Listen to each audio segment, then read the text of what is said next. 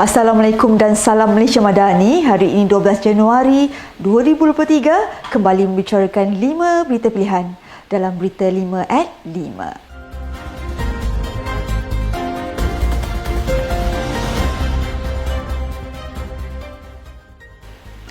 Ketua Perangan UMNO Wilayah Persekutuan Ghulam Muzaffar Ghulam Mustaqim melihat akan timbul berbagai cerita mengenai langkah Dubai dalam usaha pihak tertentu untuk menimbulkan kekecauan di dalam parti.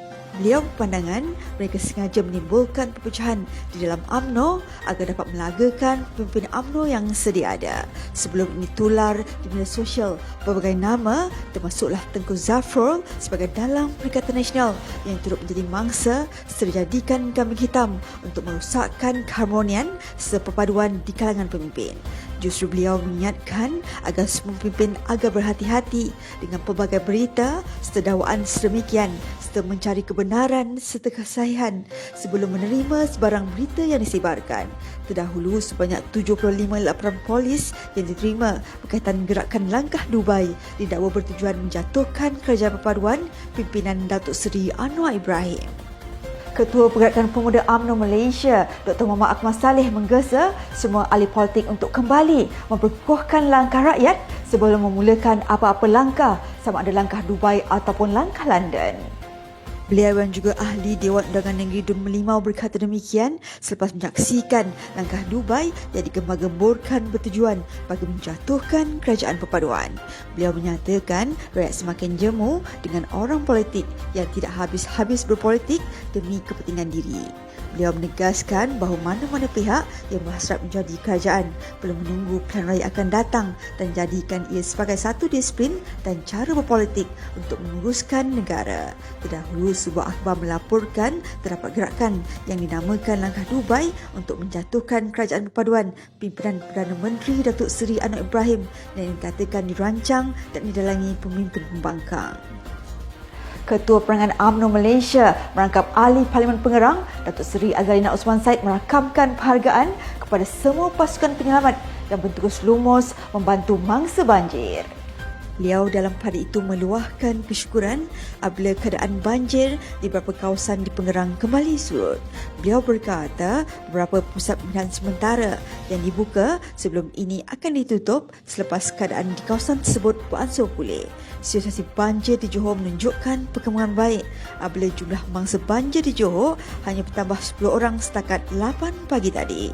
Setiausaha Kerajaan Negeri Johor Tan Sri Dr. Azmi Rohani berkata pagi ini mangsa banjir dicatatkan adalah seramai 7,619 orang membabitkan 2,083 keluarga berbanding 7,609 orang daripada 2,078 keluarga.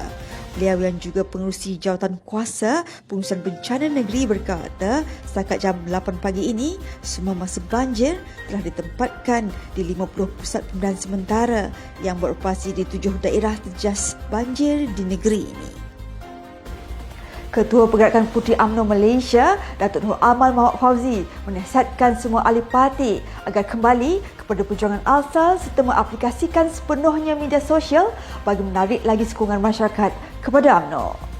Beliau mengingatkan semua pihak perlu meletakkan kepentingan parti terlebih dahulu selain tidak terlalu defensif dalam menghadapi serangan pembangkang. Sementara itu, Puteri UMNO turut mempelawa rakyat Malaysia yang berkelapangan untuk menyertai misi sukarelawan mencuci kawasan pasca banjir negeri Johor yang akan diadakan pada 13 Januari ini. Operasi pembersihan akan dilakukan seawal jam 8.30 pagi di Kampung Mensudut Lama Segamat yang merupakan kawasan di bawah Dewan Undangan Negeri Pulau Kasab. Pada ketika ini, Puteri UMNO giat melakukan gotong royong di kawasan yang terjejas akibat banjir yang berlaku khususnya di negeri Pantai Timur. Terdahulu ketuanya, Datuk Nur Amal Muhammad Fauzi dan pasukannya ke Jeli dengan menjalankan gotong royong di sekitar kawasan yang dilanda banjir. Ketua Perangan UMNO Negeri Terengganu, Datuk Muhammad Fahmi Yusof menjelaskan bahawa kerajaan bersungguh-sungguh mempertahankan kedaulatan negara selari dengan prinsip rukun negara iaitu kedaulatan undang-undang. Jelasnya, Malaysia melalui Kementerian Undang-Undang dan Reformasi Institusi jelas tidak memberi peluang kepada mana-mana pihak untuk menggugat kedaulatan serta keselamatan negara. mengulas mengenai tuntutan waris Kesultanan Sulu. Beliau berpendapat penentangan yang dibuat oleh kerajaan Malaysia menggambarkan satu usaha bersungguh-sungguh dengan tidak membenarkan sebarang usaha daripada mana-mana pihak yang cuba memperkecilkan negara ini sebagai sebuah negara berdaulat dan sah. Beliau berpandangan rakyat perlu menyedari tindakan kerajaan yang begitu tegas dalam membendung sebarang anasir dan percubaan asing dalam menjaga keselamatan negara.